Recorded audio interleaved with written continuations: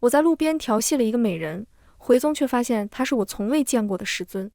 我一口气没上来，当场晕厥过去。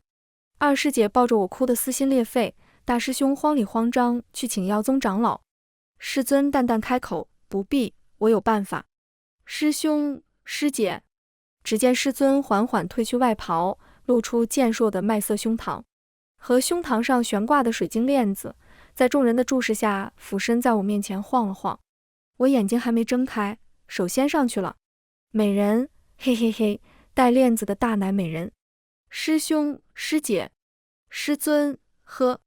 大家好，欢迎收看皮皮听书。我是宗主替体修长老沈玉清收的关门弟子。在我前头，沈玉清已经有了2个弟子，都是1等1的人中龙凤，而我只是托了力气大的福。二师姐疑问道：“力气大是多大？”我扎着双马尾，给她表演了一个头顶大缸，单手拎缸，举起来放在头顶，一气呵成。二师姐看看那顶100斤重的玄铁水缸，又看看一脸单纯可爱、眉眼弯弯的我，一口气没上来，昏了。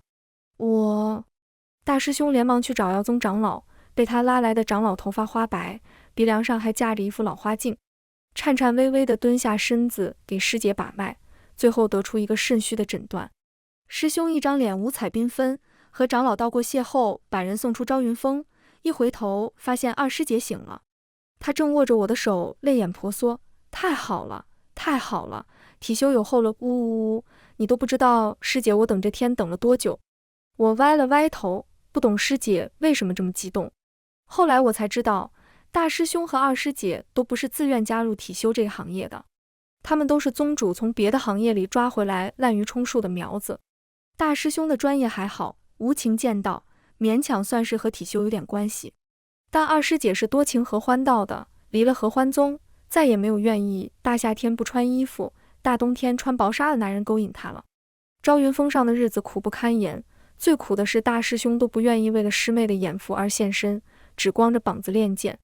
每次他找到宗主想转回去，宗主都会一脸苦相的和他说：“再等等，等体修后继有人。”于是二师姐等了1年又1年，终于把我等到了。大师兄站在门口听完，面无表情道：“别把你自己说的那么可怜，你亏着自己了。”不等二师姐反驳，他又哦了声，确实亏着了，把自己肾亏了。二师姐，因着沈玉清不在，教导我的事就落在了大师兄和二师姐头上。大师兄不似外界传言的剑修一般冷漠，偶尔面对剑锋扫过一片狼藉的院子，或者二师姐的爱慕者又找上门的时候，也会被气笑。但气过了，就任劳任怨的施法收拾院子，开门面不改色的瞎说：“他不在，改日再来吧。”爱慕者无功而返，我和二师姐蹲在院子里啃烤鸡，给大师兄竖了个油腻腻的大拇指。大师兄一个眼风都没看我们，转身进了厨房：“少吃点，一会还要吃饭呢。”二师姐啊了声答应，然后悄摸地跟我说：“在人间大师兄，这叫男妈妈。”我不懂男妈妈什么意思，但上山拜师时，途径山脚下的金陵城，撞见过一座香气扑鼻的精致楼阁，门口站着各色各样、衣不蔽体的面纱美郎。有几位戴着围帽的女郎走过去，一边伸手摸着他们赤裸的胸膛，一边怪叫喊道：“男妈妈，男妈妈，难道大师兄也是干那种营生的？瞎想什么呢？”二师姐一眼看出我的心思，抬手毫不留情地弹了下我额头。我喊了声痛，抬起水汪汪的黑眼珠，可怜地看着二师姐。二师姐一下子就心软了，放下鸡腿道：“说大师兄是男妈妈，是因为他总是嘴硬心软，每每说了不许，但又总会同意。”上得厅堂下的厨房，缝补衣裳练剑修行更是手到擒来，就像妈妈一样，心地善良又无所不能。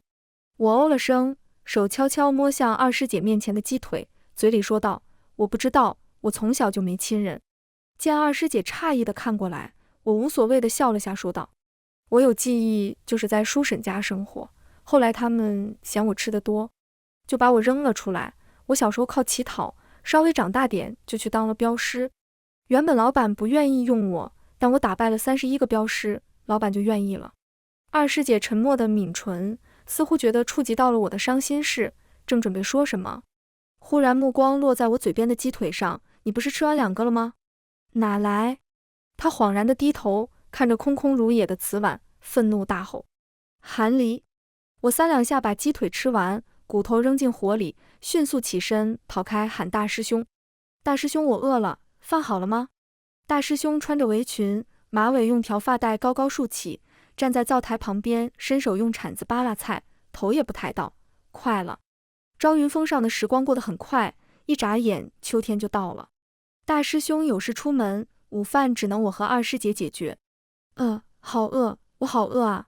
我左右手各一个水缸，前前后后的挥着，缸里的水时不时就洒出来一点，落在地上。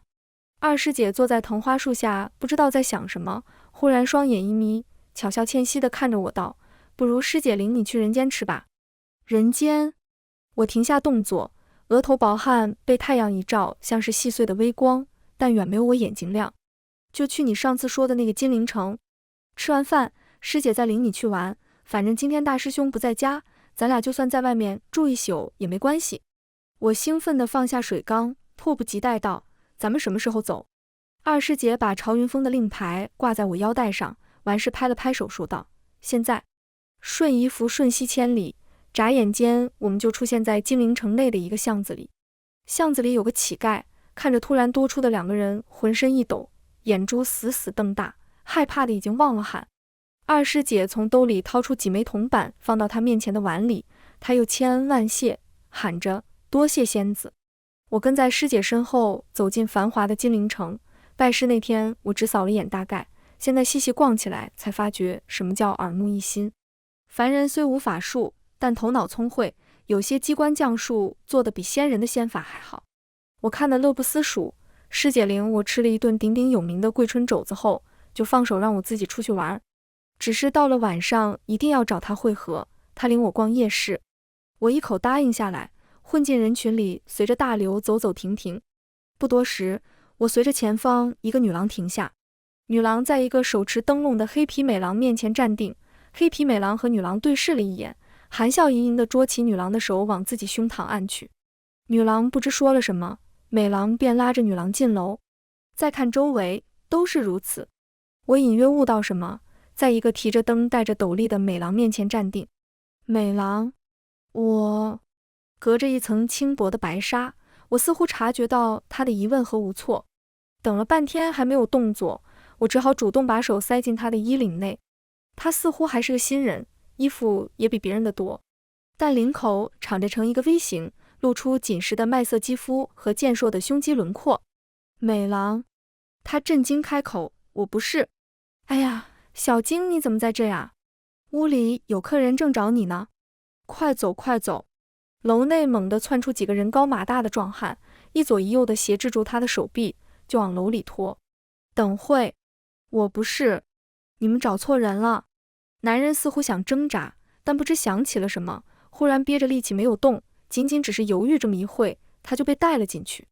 我看着消失的男人怅然若失，抬腿想离开，忽然耳边传来一道低沉磁性的声音：楼里有魔修，进来。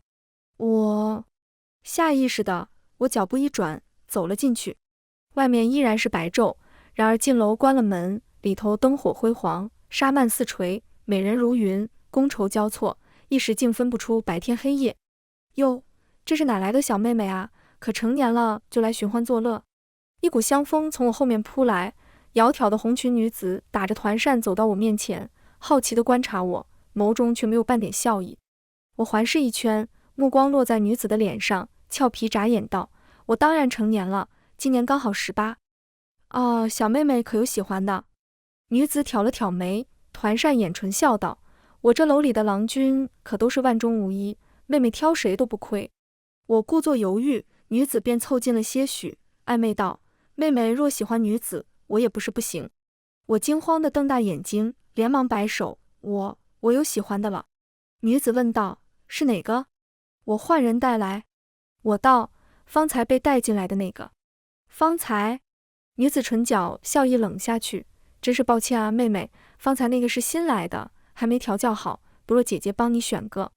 不等我拒绝，她抬手拍掌，一个西域郎君缓缓走出来，依次行礼道：楼主、女郎，这位妹妹是新来的，可要招呼好她。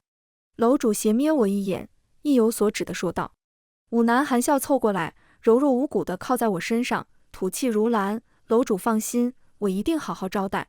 女郎，咱们上楼玩吧。我想推开武男，但是手一贴到细腻滑嫩的皮肤上，就有自主意识似的不动了。女人轻笑一声道，今日贵客的花销，一律折半。折半？我真诚抬眼问道，咱们上几楼？武男咯咯笑出声，勾着我的腰带笑道，走吧，女郎随我来，保证您乐不思蜀。我被武郎拉着离开，完全没注意到女子轻蔑扬起的唇角。怎么样了？有发现什么吗？一团无形的黑雾缠在女子周围，发出低低询问。女子得意地哼笑一声，当然没有。年纪不大，色心倒不小，一见美男，魂都没了。现在的修士啊，真是一茬不如一茬了。黑气飘进如恶楼的后房，在门口化作一个膀大腰圆的壮汉，半张脸上刻着鸟兽的刺青，眼神阴鸷吓人。推门的动作也没有丝毫收敛，木门砰地撞在墙上，震下梁上窸窸窣窣的飞灰。沈真人别来无恙啊！大汉哼笑一声，嗓音粗哑。室内窗户都被带有遮蔽气息的阵法黑布蒙上，不见一丝天光。沈玉清被绑在椅子上，放弃了传统的麻布和绳子，魔修直接用的符锁。密密麻麻的符文连成2条枷锁，在古时勃发的胸口打了个叉，绕过2侧肩膀。斗笠和提灯扔在地上，碎掉的玻璃通过大开的门扉，折射出一点微不足道的光源，落在沈玉清漆黑的长卷发上，将尾端墨绿色的头发映出一圈柔顺的光滑，配合着耳边微微摆荡的孔雀翎语，高贵冰冷。丹寒儿，沈玉清神色从容道，门口那个凡人也是你安排的。丹寒儿挠头得意笑道，怎么样？他们都说我没脑子，可我一动脑子，就连大名鼎鼎的沈真人都中计了，哈哈哈。沈玉清太过难缠，追着他一路从西边跑到东边，都快到沈玉清的大本营了，还不罢休。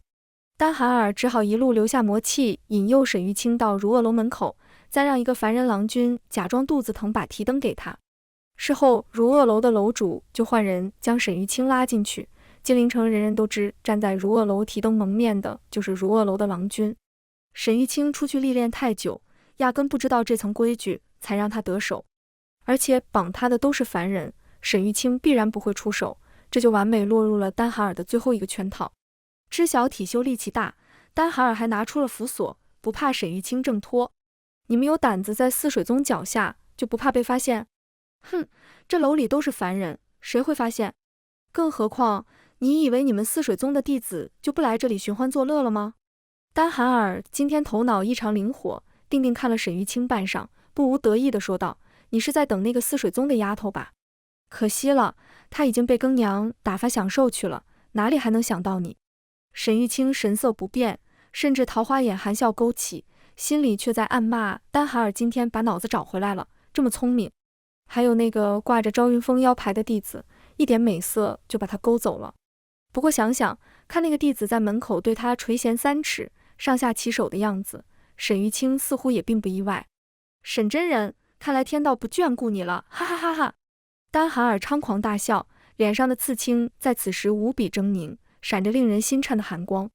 待我扒了你一身孔雀皮毛，献给我魔主做大场啊！凄厉的惨叫响彻天际，丹寒儿被身后一脚踹到腰上，径自飞出去。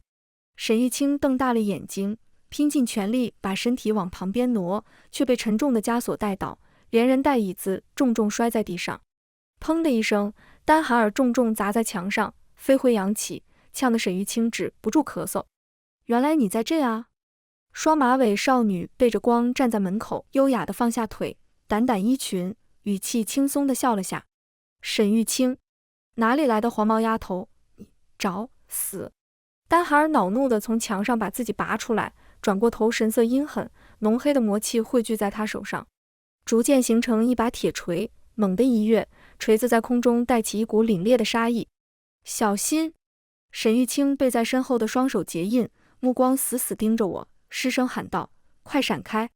我身子轻巧地往后一闪，锤子落在我原先站的地方，瞬间砸出一个大坑。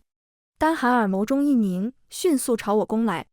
我正欲照出武器，丹寒儿忽然身形一顿，只见捆在沈玉清身上的符索不知何时缠上他的脖子，随着身后那人的力气，符索逐渐锁着他的咽喉收紧。铁锤化为一股魔气冲向沈玉清，丹寒尔双手死死勒住脖颈的锁，努力想要挣脱。沈玉清微微勾唇，脸上一派和善温柔，眼里却没有半点笑意。耳畔孔雀翎羽坠子折射出万千华光，瞬间将黑气吞之入腹。魔主救我！丹寒尔徒劳地伸出手，瞳孔中深深映出对死亡恐惧的神色。这个孔雀是真的会杀了他。轰的一声，丹寒尔身上忽然焚起一股大火。沈玉清扶锁一头缠在掌心，冷眼看着大火将锁链烧断，缓缓开口：“罗姬川，好好珍惜你为数不多的时光吧，我一定会杀了你。”魔主，罗姬川含笑的声音从火中响起。好啊，我等着你。世上最后一只孔雀，沈真人。他最后一个字话音刚落，下一秒一盆水浇了上去。丹寒尔身影消失在原地，只留下半截缠在沈玉清掌心的锁链，以及地上打湿的一大片水迹。沈玉清愣了愣，随即转动鎏金般的眸子看向我。我手里端着水盆挠了挠头，屋里不能玩火，我看它烧得太旺了。我方才看那火已经快燎到房梁，如恶楼后房挨着一溜铺子，烧起来就是不休不止，所以我当即上外面井里端了一盆水泼过去。沈玉清反应过来，忽然笑得前仰后合，漂亮的桃花眼亮晶晶的，愉悦地夸我做得好。哈哈哈哈，想必他也没想到吧，真是活该啊。他还没笑完，忽然听见楼里传出急促的脚步声，不止一个人。快，别让他们跑了。在那，我看见他们了。修仙者耳目聪慧，沈玉清能听见，我自然也听到了。脚步声纷杂，其中还包含被我打晕的那个郎君声音。我几步上前，握住沈玉清手腕，低声道：“快跑！”沈玉清不等他反应过来，我拉着他，迅速甩了一张瞬移符，从如恶楼离开。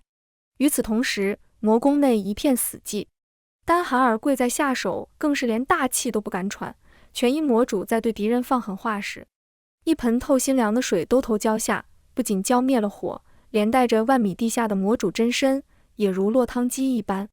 而罗姬川属于背后受敌，都没看见是谁动的手。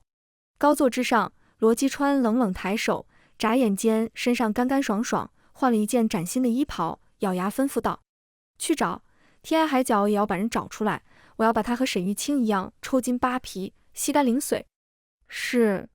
丹寒尔忙不迭应下，化作一团黑气飞快逃离。金陵城郊外，我猛地大喘一口气，往后看了看。一望无际的枫叶林，风吹拂着树叶，发出簌簌的沙响。没追过来，好累。我一屁股坐在地上，额头沁出薄薄的细汗，用手扇了扇风。沈玉清环臂立在一旁，问道：“你是泗水宗的弟子？”我敷衍地点头。他又问：“你师承何人？”我道：“朝云峰长老沈玉清。”沈玉清头顶冒出一个问号，蹲下身体，用手托腮挑眉道：“据我所知，沈玉清有2个弟子，是他在泗水宗时，宗主帮他收的。不过那是200年前的事了，我看你的年岁似乎也不像。”我转头看他，青灵灵的眼珠倒映着黑皮美人的面容。沈玉清被我看得后背发凉，身为动物骨子里的执着却不愿放弃询问。尤其是像孔雀这种天道后裔的神兽，比旁人更骄傲金贵的同时，掌控欲和执着也更强。当然，还有很大一部分原因，是因为当时他给我传音的很大一部分理由，就是看见了我腰间属于朝云峰的令牌。史颂和杜方回他都见过，修仙者容貌不变，不存在200年就改头换面一说。若是宗主帮他又收了徒弟，想必也会飞书告诉他，但他却从没接到过，所以对我的身份就更好奇了。我平静道：“你是想探我虚实真假吧？怕我打着朝云峰的名号做坏事？”沈玉清矢口否认：“当然不是，我只是好奇你是如何让沈玉清松口收你为徒的。”我摇头道：“不能告诉你。”为什么？沈玉清歪了歪头，桃花眼含情脉脉地看着我，卷发垂在胸前，几缕顺着敞开的衣领滑进去，隐约能看见大片风光。我抬眼道：“师姐说出门在外警惕为上，要提防小人。”沈玉清愣住，伸出一根细长的手指，指了指自己，声音有些尖锐：“你说我像小人？”我矢口否认，我没有说，是你自己。沈玉清险些被我气笑，强压下脾气问道：“你为什么这么觉得？你知道我叫什么吗？”沈玉清想，你要知道我叫什么，一定会吓成老鼠干。我一脸坦然，知道啊，阿金吗？他被几个大汉拉进去的时候，他就听到了。沈玉清黑皮精致，脸上的神情出现一丝裂痕。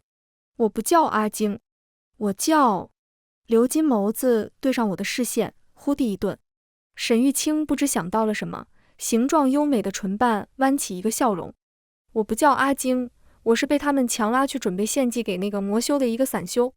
不如这样，你回答我问你的问题，我就告诉你我的名字，怎么样？没有人能拒绝一个黑皮大胸长卷发美人的诱惑，除了我。我别过头讨价还价，那你再让我摸摸胸肌。我说的如此坦然，像是家常便饭一样。沈玉清听得瞳孔一缩，黑皮脸上不受控制地飞出一抹霞红，似乎浑身血液此时都汇聚在了头顶，令他呼吸灼热。视线不自觉落在短衫下的腰肢，那里不盈一握，挂着数不清的坠饰和一枚木质腰牌，腰牌上朝云峰3个字，是他亲手刻下，为弟子准备的。他就如此顶着朝云峰的名头，做这些荒淫之事。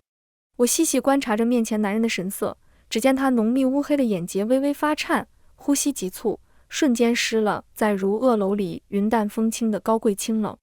我大概知道，这就是二师姐和我说的高岭之花类型。比起一般人，高岭之花更乐意欲拒还迎。就像二师姐领我和丹宗小师弟约会时，两人玉兰树下谈天说地，我在不远处嘿咻打拳。余光偶尔瞥见师姐故意靠近，那个小师弟就会面容绯红，呼吸略微急促，看似不适地偏过头，和我从前遇见他时看他白衣飘飘，冷若冰霜的样子判若两人。哎呀，门口又不是没摸过。师姐说高岭之花都是嘴上不要心里诚实的家伙，如果真不行，他早就把人先飞出去了，哪里还等得到你动手动脚？他一副良家郎君的样子。果不其然，我伸手顺着他敞开的衣领滑进去，男人身躯猛地一震，紧实的肌肉下心脏跳得剧烈，呼吸灼热。我摸了2下胸肌，眼神发亮，矜持点评道：如果有那种不灵不灵的水晶胸链更好了，让你摸你还挑上菜了。沈玉清冷静垂眼，长发盖住他泛着薄红的耳尖。他半蹲着身体，线条流畅的小臂搭在膝盖上，上半身微微前倾，衣领被蹭得大开，锁骨和胸肌中间落着一只雪白的手，与小麦色的皮肤形成强烈的反差感。美艳屹立的脸庞被耳垂的孔雀翎羽一映，漂亮中又带着锋利。我动手捏了捏，肌肉很硬，只有乳手附近的位置比较软。你这是什么表情？沈玉清盯着我绯红的脸颊，眸色有些担忧。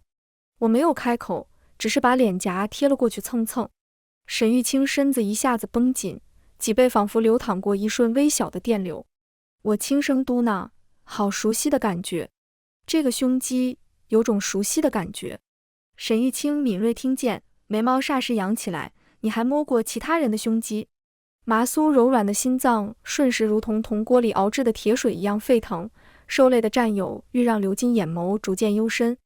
我摇头道：没有，你是第一个。胸肌的触感让我舍不得放手，但腰牌发烫，是二师姐在找我。如果我是玉寿宗的就好了，说不定就可以把你绑回去。我唉声叹息，看起来像损失了一个肘子，一个麻婆豆腐，一个鱼香肉包，一个鲍鱼海参汤，那么可惜。我恋恋不舍地抽回手，起身拍打裙角的灰尘。沈玉清道：你还没回答我。我走出去的脚步一顿，随即背着手转身，笑意盈盈道：我真的是赵云峰的弟子。宗主说我天赋异禀，是修体的好苗子，沈真人不在家，所以他就先替着收了，等真人回来再补拜师礼。腰牌滚烫，二师姐夺命连环抠我。我想了想，木头脑子无师自通，两指并在唇上给沈玉清一个飞吻。你名字等下次再说给我吧，我要走了。希望下次见面你能戴胸链，爱你哟。沈玉清。人一旦色起来，就发狠忘了情，没有道德和羞耻了。没错，我就是这样的人。体修之光。赶到二师姐旁边的时候，她身边多了一位红衣郎君。二师姐余光瞥见我，使了几个眼色，我就会意地躲到一边自己玩。金陵城又名不夜城，日暮西垂后，商铺面前就挂起通红的灯笼。如萼楼今天难得没有营业，一群少男少女站在紧闭的大门前，神色失望。我也是。其实我还挺喜欢如萼楼主推给我的那个郎君，只是当时事态紧急，不得不打晕他。在金陵城玩了一天后，师姐得到长老要回宗的消息，连忙拉着没睡醒的我回朝云峰。我睡得迷迷糊糊，打了个哈欠问道：“哪个长老呀？”师姐恨铁不成钢地戳了戳我的额头，翻了个白眼说道：“还能有哪个长老？当然是我们师尊沈玉清。”我啊了声，用脸颊蹭蹭柔软的被子，又睡了过去。师姐不知道我昨晚去做了什么，一个劲地拉着我的小腿让我起来，直到大师兄敲了敲窗户，冷声道：“师尊已经到大殿了。”声如冰冷，扎进我昏昏沉沉的脑海里。我猛地惊醒，问道：“谁回来了？”二师姐累得松了手，坐在茶桌旁猛灌了几杯水，重复道：“师尊沈玉清。”我尖叫一声，一个鲤鱼打滚从床上坐起。着急忙慌赶到大殿时，门口值班的弟子朝我们行礼说道：“长老已经等候多时了。”这是我第一次见师尊，听见弟子这么说，两眼更是一黑，心里愈发对昨晚那个把我拦在巷子里的魔修恼怒。要不是和魔修大战300回合，最后勉力将他的脑袋用镰刀割下来，我也不会累得一觉不醒。踏进大殿，一股清和香气从两侧铜炉中吐出袅袅烟雾。大师兄率先行礼：“师尊。”二师姐一改往常嬉皮笑脸，垂眸道：“师尊。”我在最后头也没抬的行礼：“弟子见过师尊。”沈玉清的威名，我府一进宗就听见弟子们讨论过。他是天道凤神后裔，孔雀一族的遗孤。传闻400年前魔主为夺孔雀神光，杀上大雪山灭了孔雀全族，仅有一只兽族人拼死保下送至人间，被宗主捡了回来。孔雀生来天资聪慧，极具灵性，然而生性高傲暴躁。沈玉清作为一直有血海深仇的孔雀，就更是令人退避三舍的存在。用200年化为人形后，他就下山找魔主复仇去了，此后再无踪影。起来吧。上首传来男人优雅平淡的声音，仔细听尾端微微上扬，似乎含着几分莫名的轻松笑意。大师兄和二师姐奇怪地对视一眼，到了声势随即退到一边。我站在大殿中央，隐约觉得这声熟悉，想着隐晦地抬头看一眼，结果撞上一双碧绿的瞳孔。乌黑的长卷发高束，身上穿着一件雪白的宽袖衣袍，腰带是赤金色，将紧窄的腰肢缠缚勾勒出令人眼前一亮的弧度。耳边却灵像是单独的一只专注的眼睛，居高临下的俯视众生。而内裹的严严实实的衣裳内，我还记得是怎样的手感和温度。韩离，小师妹。大师兄和二师姐仓皇失措地朝我跑来，不明白我怎么只是一抬头就晕了过去。二师姐抱着我疯狂掐人中，大师兄焦急道：“我去请要长老。”没人注意到沈玉清是什么时候走下来的。他淡淡开口：“不必，我有办法。”师兄师姐。只见沈玉清抬手缓缓褪去外袍，露出健硕的麦色胸膛，和胸膛上悬挂的水晶链子，在众人的注视下俯身在我面前晃了晃。清和香萦绕在鼻尖，我眼睛还没睁开，手先上去了。美人，嘿嘿嘿，带链子的大奶美人。师兄师姐。沈玉清，呵。他面无表情地收拢好衣裳，温声说道：“你们先退下去吧，我有话要和他单独说。”是。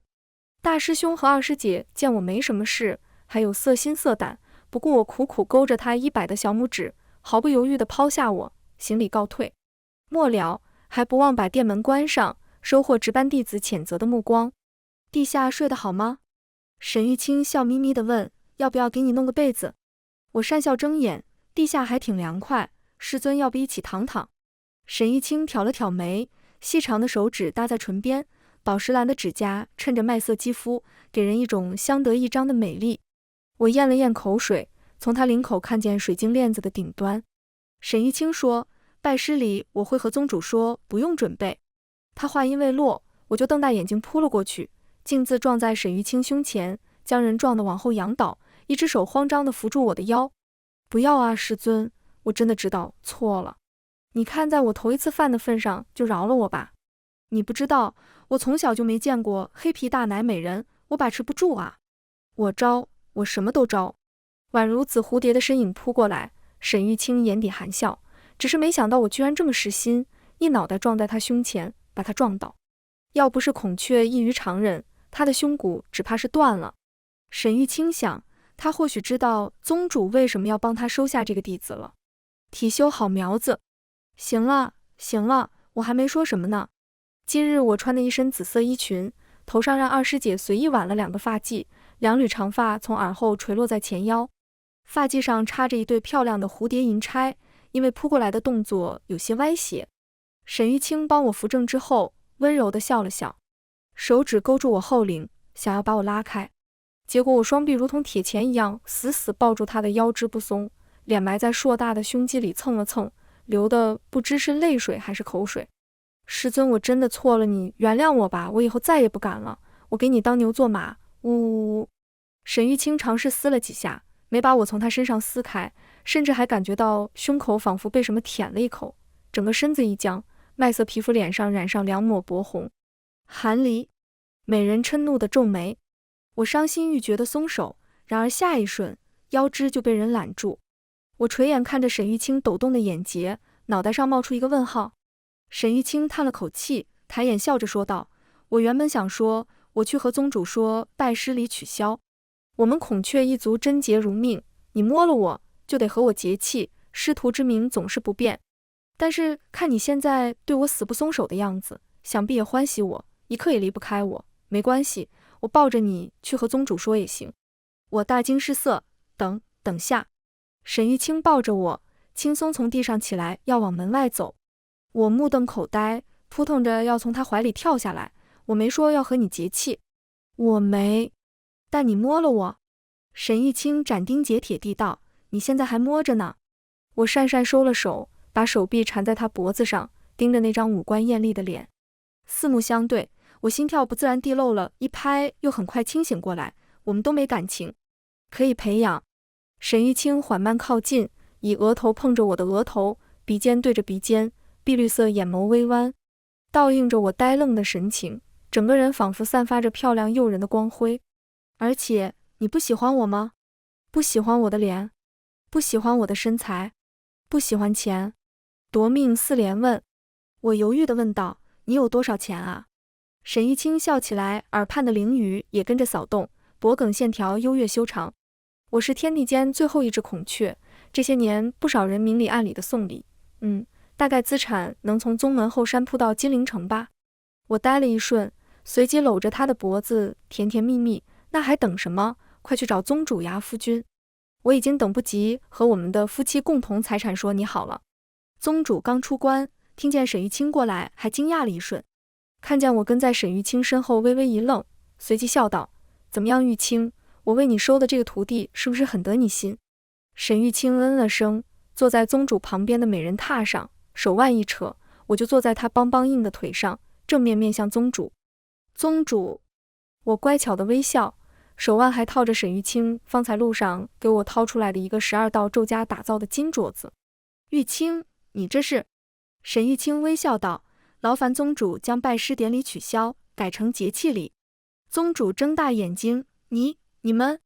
沈玉清，虽然你是孔雀，但你也不能威胁小姑娘，你知道吗？韩离，你和我说，是不是他见色起意威胁于你？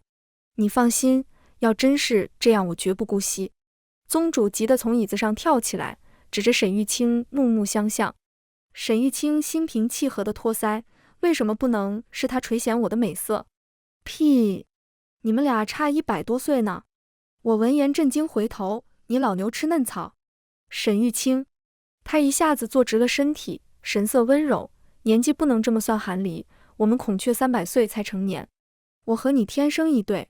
他牵着我的手落进他衣裳里，我摸着光滑的肌肤，身子一软，靠在他怀里，一本正经地看向宗主，认真道：宗主，我们是真心相爱。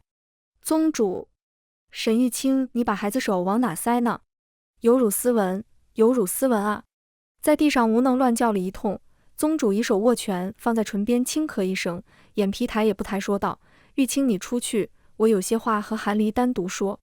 沈玉清看了我一眼，眉毛不动声色地挑了挑，说了句好，然后起身出去。我手恋恋不舍地拿出来后，他衣裳半长也不合拢，晶莹剔透的水晶链子悬在胸前，每走一步摇曳生姿。宗主看着我一副魂都被勾走的样子，重重哼了声。我猛地回神，坐直身体。宗主悠悠叹了口气，你和他，你真的没有受胁迫？孔雀阴暗独占玉墙，凡是他们想要就没有得不到的。沈玉清是最后一只孔雀，和其他孔雀不一样。虽然是在泗水宗长大，待人处事温和得体，但骨子里始终有血海深仇，所以他能化为人形后执意离开报仇，我没有阻拦。我不知道你和他是怎么认识发展感情的，但我只想问你一句，你真的想好了吗？他不会放弃报仇，有可能杀了魔主皆大欢喜，也有可能和400年前的孔雀一样被魔主杀了剥皮抽骨，到时你要怎么办呢？宗主看着我，说的话字字肺腑，是真心为我考虑。如果我真的说一句不愿，恐怕他会拼着命拦住沈玉清，也要送我离开。谢谢您，宗主。我眼眶有些发涩，所以低下头逃避。这种情绪对于我一个从小就无父无母的孤儿来讲，太过陌生。宗主默默无言，只是伸手拍了拍我的头顶。我想了想，抬起头眨眼笑道：我愿意和他在一起。虽然只有一面之缘，相处的也不久，但沈玉清有一句话说得对，感情可以慢慢培养。他长得还那么好看，家财那么丰厚，无论他和魔主谁输谁赢，对我来说都不算损失。还有就是这些年一个人生活有点太孤独，看着二师姐身边的人来了又走，走了又来，未免有些好奇。仙途漫漫，如果真能有一个人陪着我走下去，或许会是不一样的。对我来说，从大殿走出来，我一眼竟没有看见沈玉清，直到绚丽的孔雀尾羽开屏，从房顶飞下来，我望着它硕大的鸟身，眼睛一亮，哇了声。孔雀昂着头，声音低沉温柔，上来，我带你去兜风。我没有丝毫犹豫，爬上孔雀的背。一声长鸣，孔雀挥舞翅膀，在空中展翅飞翔。云层近在咫尺，我伸手去够，湿润的融化在我指尖，泛起一股凉意。风声呼啸间，沈玉清说：我会回来的。我用沾着水雾的手去摸他的颈毛。我相信你。沈玉清活了400年，没有听到过如此笃定而轻松的话。不是那帮人听见他要报仇后的轻蔑，也不是旁人提起他时说孔雀残暴的忌惮，只是简单的一句话，很简单的一句话，比随口一说要郑重，但还没有到生死遗言的地步。宗主没有把我从体修移出去，一是因为我实在是个学体修的好苗子，二是玉寿宗宗主一头千年玄龟羽化了。沈玉清被调去当玉寿宗的长老，调任下来那天，玉寿宗的兽群鬼哭狼嚎，生怕惹到沈玉清，就被他一口一个吃了。然而他们的担心多余了，因为沈玉清找到了魔主的老巢，连夜杀去了，连个面都没露。二师姐和大师兄得知我要和沈玉清结契的消息后，深感震惊。你是怎么认识师尊的？二师姐不解。于是我把金陵城那天一五一十的讲出来，二师姐拍桌兴奋。如萼楼？你竟然去了如萼楼？哎，没遇见花泽前，我也是那里的常客，可惜。他说的花泽是狐族少主，当时被拐如萼楼，被二师姐所救，一见钟情，对二师姐痴缠不休。金陵城我所看见的那个红衣男子就是他。他太过执着，又娇又柔，动不动就落泪，以至于二师姐连如萼楼都不敢去了。大师兄和他看法不同，听我说完，下意识皱眉。如萼楼有魔修的话，想必内部有凡人和魔修勾结，你可报给宗主了？报了，宗主已经给金陵城城主飞书传信了。我一边说，一边挥舞着镰刀练功。镰刀高1.5米，耍起来虎虎生风，是我在藏剑阁一眼就相中的兵器。二师姐若有所思道：你最近怎么这么用功啊？我没有瞒她，随口说道：宗主想让我参加这次的秘境历练。秘境中危险重重，庞大机遇总是伴随祸福一起出现。我虽有天赋，但同样不能懈怠。3天后，宗主亲自送我们进入秘境。此次弟子之数有10余人，二师姐和大师兄在境外护法，里面领队的就是丹宗的一个师姐。黄沙满天，秘境轰隆隆作响，一股不好的预感袭上心间。丹宗师姐厉声扭头道：“快找掩体，兽潮来了！”我们进来的不是时候，兽潮100年难得一见，偏偏让我们给碰见了。发情的妖兽丧失理智，攻击会成倍增加，大成期的修士都要避着走，更何况我们一群筑基。听见师姐的话，人群瞬间四散开。这个时候体修的能力被我发挥得淋漓尽致，迅速找到一座大山后，我握拳对着面前猛捶，轰的一声巨响，面前忽然多出来一个洞口。快进去！我反手把跟在我身后的一名弟子推进去，然后大声喊道：“快过来！”散乱的弟子纷纷钻进山洞里面。丹宗师姐回头道：“韩离，你愣着做什么？快进来啊！”我看着不远处的兽巢以及面前的山洞，准备布置一个结界做掩体。然而我手势刚掐出来，脚下忽地一阵地动山摇，灿烂的光束瞬间笼罩我全身。丹宗师姐惊愕大喊：“韩离！”下一瞬，我随着光阵消失在原地。丹宗师姐扑过来抓我，只抓到一捧黄沙。师姐，兽巢！有弟子指着逐渐逼近的烟雾失声惊呼。丹宗师姐看了一眼，咬牙退回山洞道：“屏息，藏匿。”秘境中的妖兽在发情时很难注意周围，但会对呼吸以及气味非常敏感，所以只要他们藏匿好，有大山做掩体，不会有事。另一边，我被光阵传送到一个荒芜之地，焦烂的土地和附着魔气的断壁残垣在视线内一览无余。我尚未回神，便被空中的爆炸吓了一跳，连忙躲在一块石头后面。血红色的天空中，2道流星互相碰撞纠缠，末了降落在地，化为2道人影。其中一道身影我分外熟悉，那是沈玉清。他离开宗门时穿了一件雪白衣袍，然而现在上半身近乎赤裸，健硕的胸膛横贯一道骇人的伤口，依稀可以看见翻出的血肉。长发披在身后，灵雨微微吹动，碧绿色的眼眸微微眯着，唇角翘起，眼里却没有丝毫笑意，充满兽类的野性和天道后裔的柔和神圣。而另一边，显然就是沈玉清的仇家魔主罗姬川。我只扫了他一眼，确认是个男的，就又把视线挪到沈玉清身上。好漂亮，有种二师姐说的战损美。沈玉清，你难道想和我同归于尽吗？罗姬川嘴角溢出一抹鲜血，反手用剑拄地，身上比沈玉清看着更为狼狈。